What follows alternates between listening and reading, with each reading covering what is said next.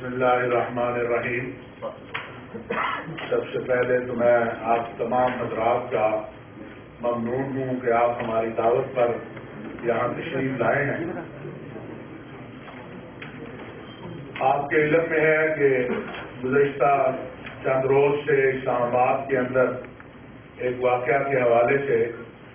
بہت ساری باتیں ہو رہی ہیں۔ اس پر آج پاکستان علماء کونسل اور انٹرفیتھ ہارمنی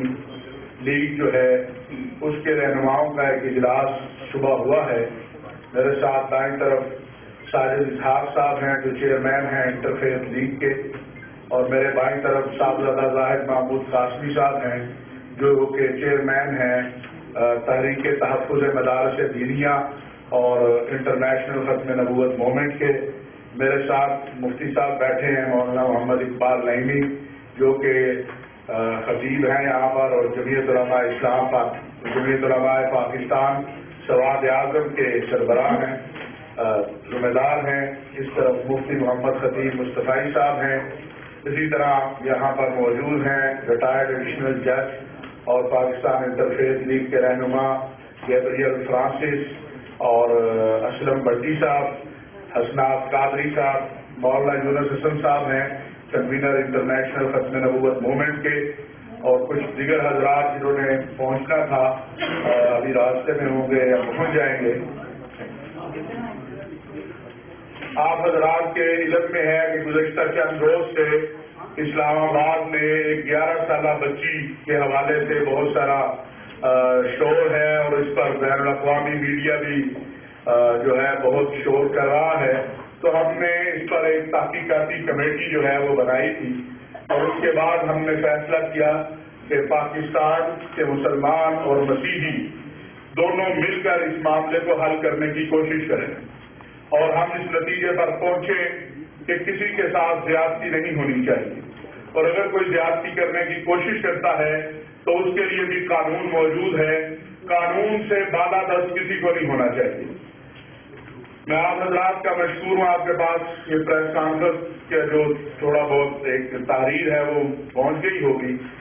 سب سے پہلے تو میں حضرات کا مشکور ہوں، آپ ہماری دعوت پر یہاں تشریف لائے۔ آپ کے علم میں ہے کہ گزشتہ چند روز سے اسلام آباد میں پیش آنے والے ایک واقعہ کے حوالے سے بے بنیاد اسلام اور پاکستان کے خلاف پراپیگنڈا کیا جا رہا ہے۔ اس حوالے سے آج پاکستان علماء کونسل اور پاکستان انٹرفیتھ لیگ کے رہنماؤں کا مشترکہ اجلاس ہوا، جس کی صدارت میں حافظ محمد طاہر محمود اشرفی نے کی۔ اجلاس کی میزبانی پاکستان انٹرفیتھ لیگ کے چیئرمین ساجد اسحاق صاحب نے کی۔ اجلاس میں تحریک تحفظ مدارس دینیہ کے چیئرمین مولانا زاہد قاسمی، مولانا یونس حسن، جمعیت علماء پاکستان سواد اعظم کے حسنات قادری، مولانا مفتی محمد اقبال نعیمی، مفتی محمد خطیب مصطفی اور ایڈیشنل سیشن جج ریٹائرڈ گیبریل فرانسس، اسلم بٹی اور دیگر نامور مسلم، مسیحی، سکھ اور ہندو نمائندوں نے شرکت کی۔ اجلاس میں ملک کی موجودہ صورتحال، خصوصاً 11 سالہ مسیحی بچی رمشا کا معاملہ بہت زیر غور آیا، اور یہ طے کیا گیا کہ رمشا کیس کی مشترکہ اور منصفانہ تحقیقات کروائی جائے، جس میں مسیحی اور مسلم نمائندے شامل ہوں، اور تحقیقات کے نتائج سے بھی عوام کو آگاہ کیا جائے۔ رمشا کی عمر اور ذہنی صحت کا بھی تعین کیا جائے، اور یہ جو میڈیکل بورڈ بنا ہے، ہم یہ چاہیں گے کہ میڈیکل بورڈ بغیر کسی خوف کے، بغیر کسی دباؤ کے، وہ حقیقی صورتحال جو ہے وہ قوم کو بتائیں جو اس بچی کے حوالے سے ہے، اور جو مسیحی خاندان وہاں سے خوف کی وجہ سے منتقل ہوئے ہیں ان کی بحفاظت واپسی اور مستقبل میں ان کے تحفظ کو یقینی بنایا جائے، اور متاثرہ خاندانوں کا جو نقصان ہوا ہے، جس طرح حکومت جو ہے باقی چیزیں کرتی ہے ان کا بھی ازالہ کیا جائے، اور غیر جانبدارانہ اس کی تحقیق کی جائے کہ یہ کرنے والے کون تھے، کن لوگوں نے یہ کیا ہے۔ اگر رمشا کا ذہنی توازن درست نہیں نکلتا اور جرم ثابت نہیں ہوتا تو ان عناصر کے خلاف بھی سخت کارروائی کی جائے جنہوں نے یہ خوف و ہراس کی فضا پیدا کی، اور بالخصوص میں آج یہ کہنا چاہتا ہوں کہ وہ انتظامیہ، چونکہ یہ 295 سی کے قانون میں ہے کہ ایس پی سطح کا آدمی تحقیقات کر کے پھر پرچہ درج کرے گا اس انتظامیہ نے کیوں جلد بازی کی اور کیوں ایسا ہوا، اس کی بھی تحقیقات سامنے آنی چاہیے۔ صرف یہ عوام پر ذمہ داری نہیں اس کی ڈالنی چاہیے، یہ جب قانون میں موجود ہے کہ ایس پی سزا کا، پھر قانون میں آپ نے رکھا کیوں ہے؟ اگر ایس پی نے تحقیقات کرنی ہے اور وہ فوج میں آ کے پرچہ درج کر دیتا ہے تو پھر یہ تو جنگل کا قانون ہوا۔ اسی طرح جو افراد اس رسالت، توہین رسالت کے قانون کو اپنے مقاصد کے لیے استعمال کرنا چاہتے ہیں ان کو بھی قوم کو آگاہ کرنا چاہیے، ان کے بارے میں بھی وہ لوگ سامنے آنے چاہیے۔ میرے صحابی بھائیوں، پاکستان اس وقت جن مسائل کا شکار ہے اس میں صرف مذہبی انتہا پسندی نہیں، ہر طرح کی انتہا پسندی بڑھتی جا رہی ہے، اور اگر آپ رات کے ٹاک شو دیکھتے ہوں تو آپ کو سیاسی انتہا پسندی مذہبی انتہا پسندی سے زیادہ نظر آتی ہوگی، اور مختلف مسالک اور مختلف مذاہب کے لوگوں کے درمیان بھی اس قسم کا رویہ دیکھنے میں آتا ہے۔ ہم یہ قطعاً نہیں کہتے کہ مذہبی طور پر یہ رویہ نہیں دیکھنے میں آتا، یہ بھی موجود ہے۔ میں سمجھتا ہوں کہ آدمی ذرائع ابلاغ جس انداز سے اس کیس کے اوپر لگے ہوئے ہیں ان کو چاہیے کہ یہ پاکستان کے مسلمانوں اور پاکستان کے مسیحیوں کا معاملہ ہے، اور یہاں پر ایک حکومت موجود ہے، وہ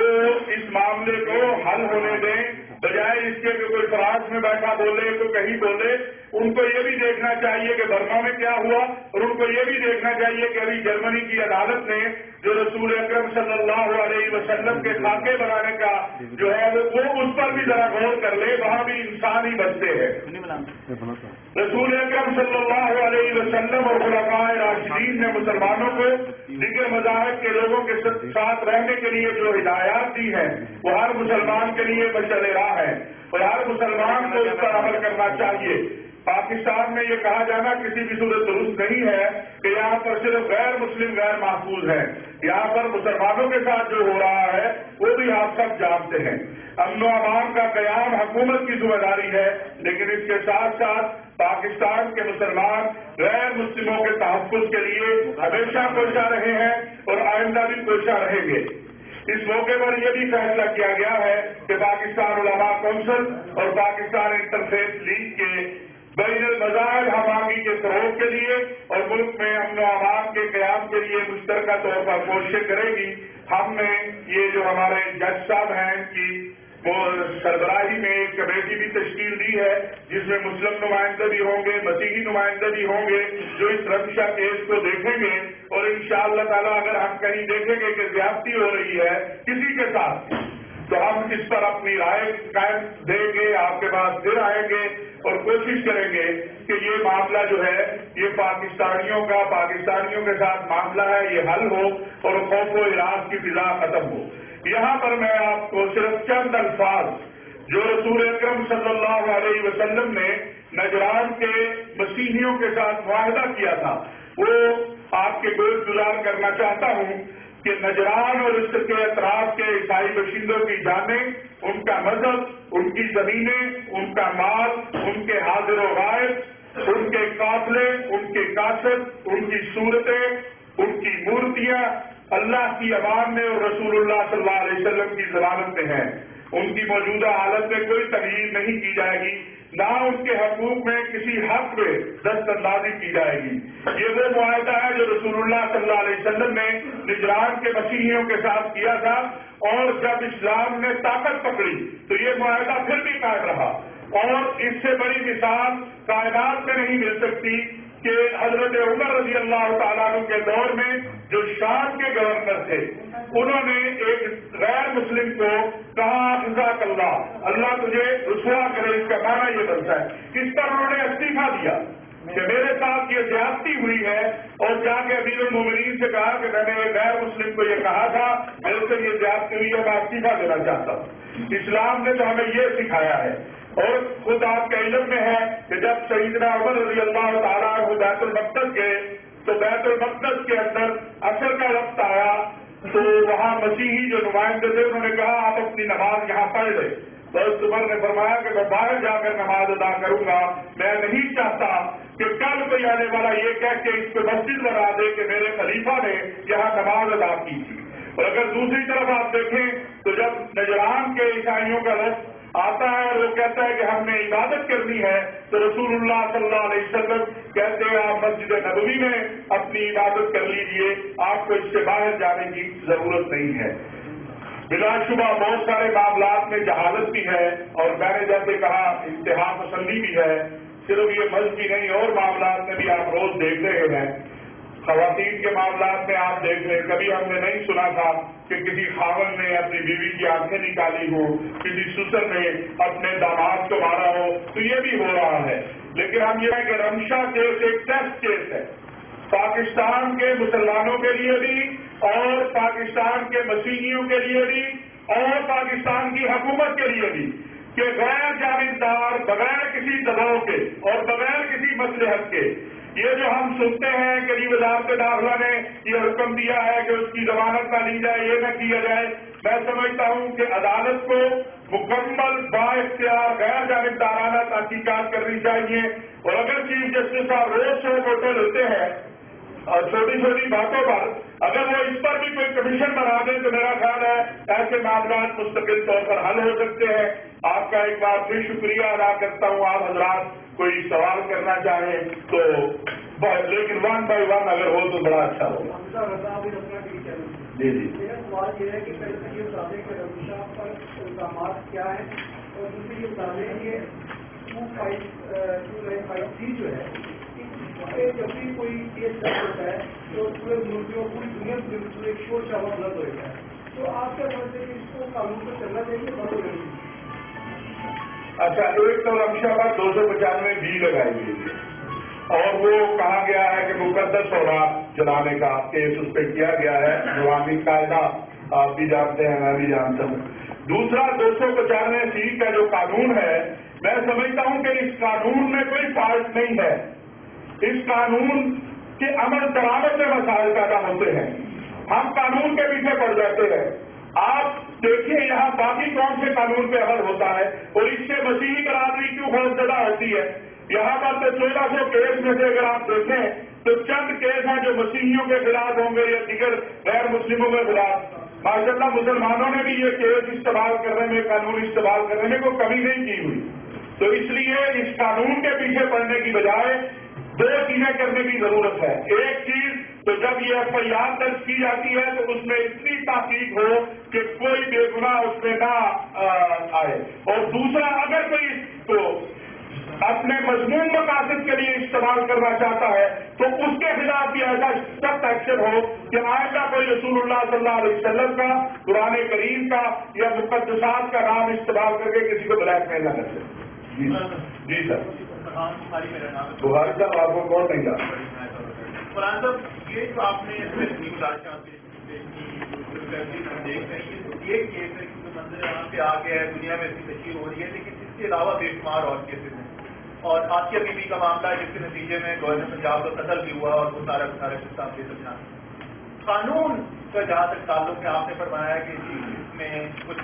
تبدیلی، اس کی انٹرپریٹیشن میں تبدیلیوں کی ضرورت ہے، لیکن عمل درآمد میں تبدیلی کی ضرورت ہے۔ لیکن یہاں پہ صورتحال یہ ہے کہ پولیس کا موقف یہ ہے کہ اس کا 20 کی کیس جرم کیا گیا، وہ 500 بندہ باہر تھانہ جلانے کو موجود تھا اور انہوں نے ڈر کے یہ کیا، اور یہ بار بار یہ کہانی آتی ہے، ماضی میں بھی کئی دفعہ۔ بخاری صاحب کیا اگر 5000 بندہ ایوان صدر کے باہر چلا جائے گا تو آصف علی زرداری صاحب کو آپ اس خوف سے دبئی روانہ کر دیں گے کہ 5000 بندہ ایوان صدر کے باہر آ گیا؟ یہ تو پولیس کی پھر نااہلی اور قانون نافذ کرنے والوں کی اس سے بڑی نالائکی کیا ہوگی کہ اگر میرا ماننے والا تو 2000 آدمی ہے اور میں کسی تھانے کے باہر چلا جاتا ہوں تو پھر تو میرا خیال ہے یہ چھوڑ دیں، پھر تو یہ جنگل کا قانون ہوا۔ تو پھر اس کا حل کیا ہے؟ میں سمجھتا ہوں اس کا حل یہی ہے، آج آپ دیکھ رہے ہیں پورے ملک میں ایک آواز ہے کہ رمشا کیس پہ غیر جانبدارانہ تحقیقات ہوں، اور اگر یہ بے گناہ بچی ہے، یہ ڈاؤن سنڈروم بچی ہے، تو پھر وہ انتظامیہ کے لوگ اور وہ عناصر جنہوں نے اس کو اسلام کو، پاکستان کو بدنام کرنے کے لیے استعمال کیا ہے، ان کے خلاف بھی ایسی کارروائی کی جائے کہ آئندہ کسی کو ضرورت نہ ہو کہ وہ یہ مقدسات کا نام استعمال کر سکے۔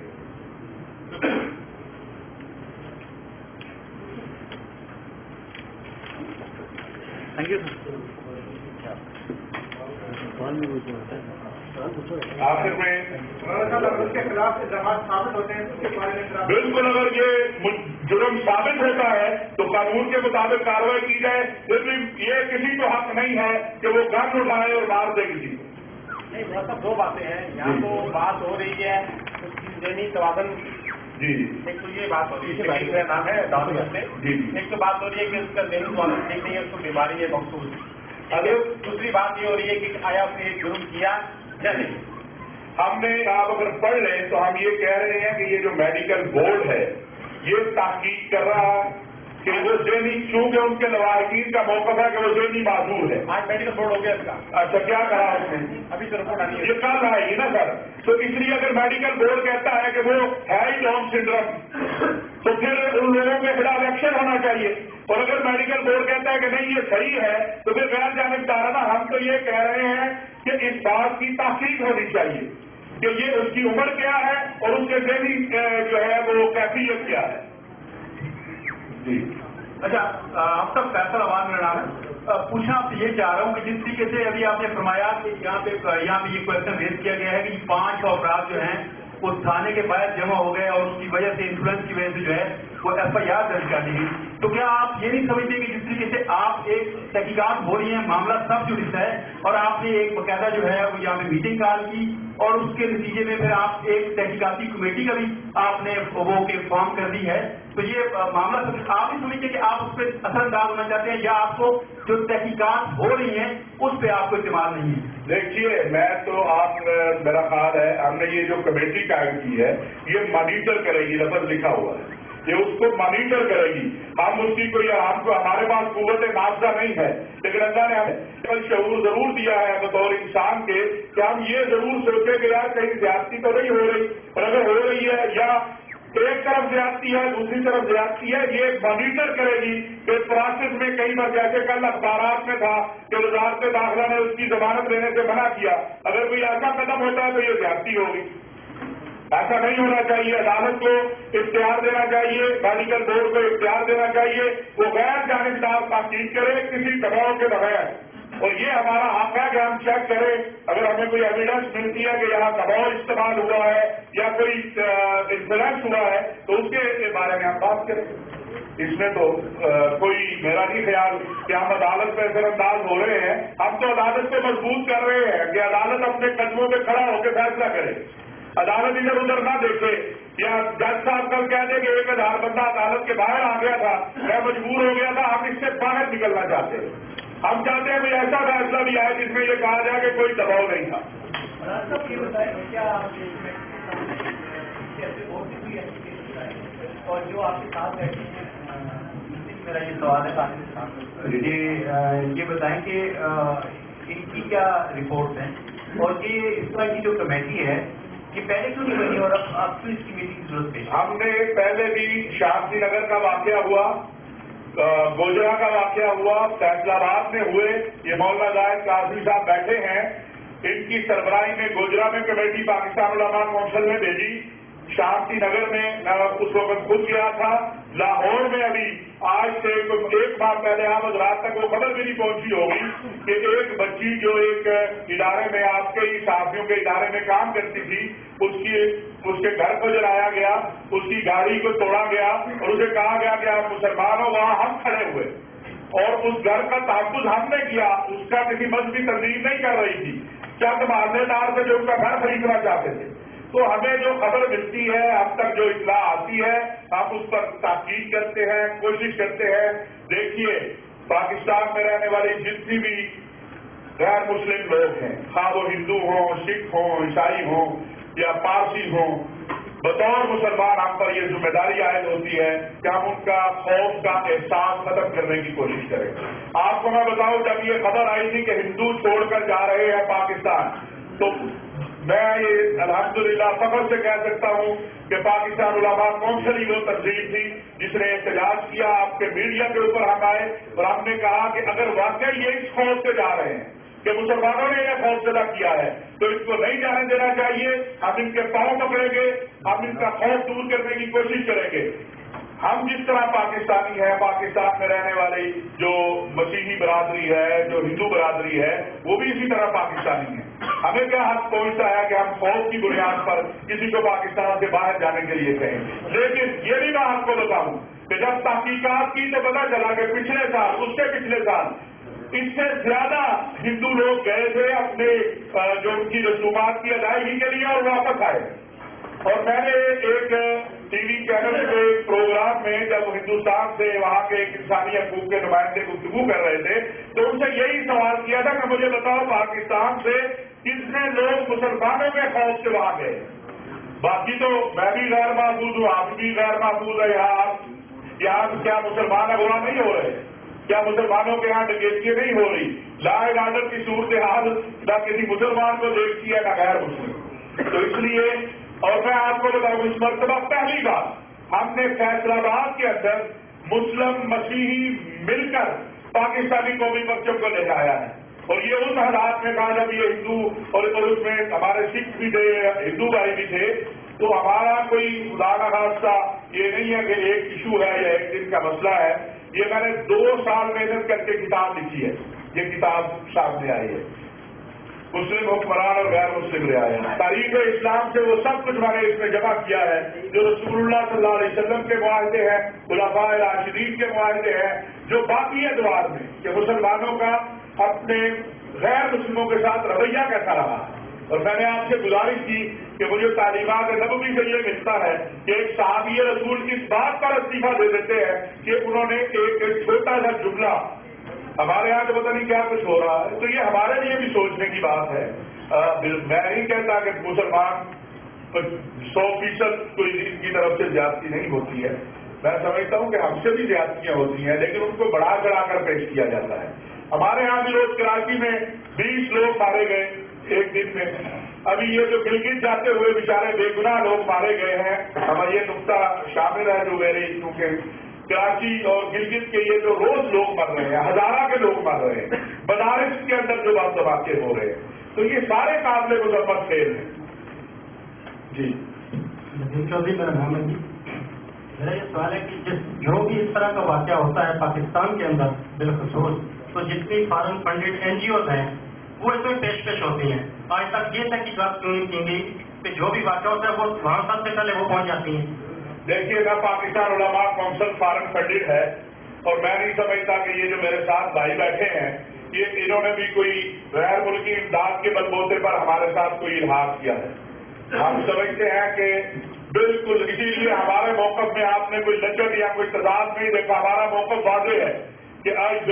غیر جانبدارانہ تحقیقات اور جو مجرم نکلتا ہے یا نہیں نکلتا اس کو سامنے لایا جائے۔ یہ تو سوال میرا کرنے کا ہے کہ میرے ملک کا معاملہ ہے، بھائی آپ اپنے ملکوں کے معاملات ٹھیک کریں۔ ابھی امریکہ میں کیا ہوا، گردوارے پر کیا ہوا ہے، مسجد پر کیا ہوا ہے، برما میں کیا ہوا، کوئی نہیں بولا، جرمنی میں یہ جو خاکوں پر جو ہے۔ لیکن میں یہ بھی کہوں گا کہ میری پاکستان کی مسیحی برادری جو ہے، جس دن ٹیری جان قرآن کریم چلا رہا تھا، یہ ساری برادری پاکستان میں احتجاج کر رہی تھی اس کے خلاف، لاہور پریس کلب کے باہر، اسلام آباد میں، فیصل آباد میں، کراچی میں۔ اب ان کے ممنون ہے کہ وہاں قرآن کریم کو جلا رہا تھا اور اس پر یہی تھا کہ وہ ایک مسیحی ہے، اور یہ ہمارے ساتھ احتجاج کر رہے تھے۔ تو اس لیے میں نہیں سمجھتا بھائی، آپ تحقیقات، آپ کو کھلی دعوت ہے کہ آپ تحقیقات کر لیں، اگر کہیں سے کوئی ہمارے لیے فنڈ آتا ہے یا کوئی ہمیں کوئی، تو ہم آپ کو جواب دیں گے۔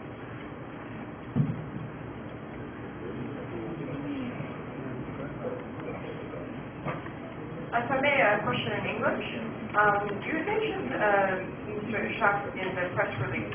that you had grave concerns about that religious extremism in the country was growing. Can you expand a little bit on that to discuss why it's growing? And it seems that there's been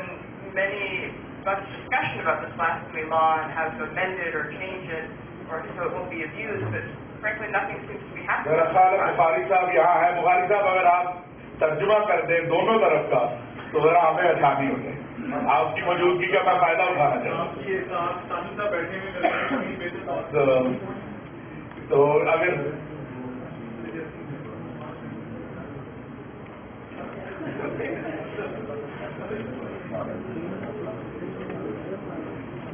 देखिए, extremism तो पाकिस्तान के हालात की वजह से बढ़ रहा है और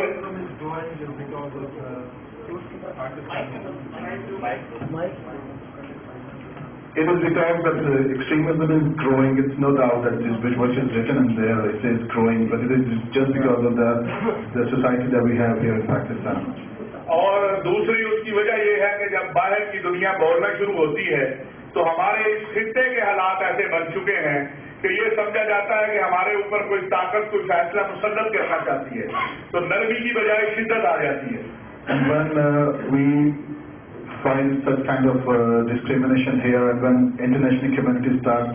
giving their opinion on Pakistani local situation, then it creates a lot of problems for the locals as well. So the Muslim majority become like more concerned that why international community is like standing with minorities here in Pakistan. So that gives a negative impression to the Christians or any non-Muslim Pakistanis here. اور میں یہ بھی گزارش کر دوں کہ اگر کچھ ایکسٹریمسٹ ہیں تو وہ بہت تھوڑے ہیں.